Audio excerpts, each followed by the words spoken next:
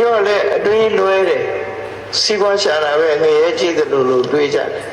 စီးပွားရှာတာကိုတချို့ကလောဘဖြစ်တယ်လို့ရှာလောဘဆိုတာစီးပွားရှာမရှာဖြစ်နေမှာ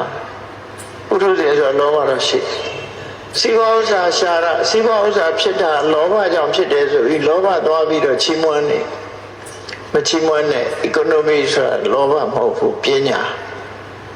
စီးပွားရှာရတာကပညာချိုးစားတာကဝိရိယလောကလူတွေချမ်းသာကြွယ်ဝတယ်ဆိုတာကံရဲ့အထောက်အကူပေါ်မှာကြည့်ပြီးတော့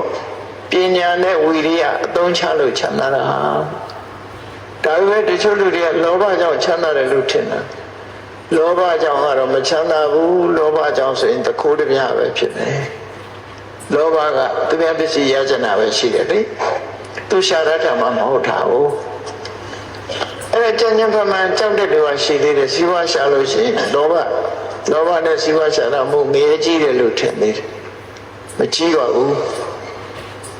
ပုရိသေဆိုတာတော့အကုသိုလ်တော့ရှိတာအကုသိုလ်ရှိတိုင်းငရဲကြတယ်လို့မှဖောက်တာဒါမို့အကုသိုလ်ခွဲတဲ့ပါယကပနိယအပယ်ချတဲ့အကုသိုလ်ကတစ်မျိုးအနပါယကပနိယအပယ်မချတဲ့အကုသိုလ်ကတစ်မျိုး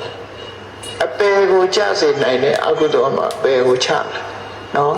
ခဏလိုသူများသက်တွေတတ်တယ်သူများဥစ္စာခိုး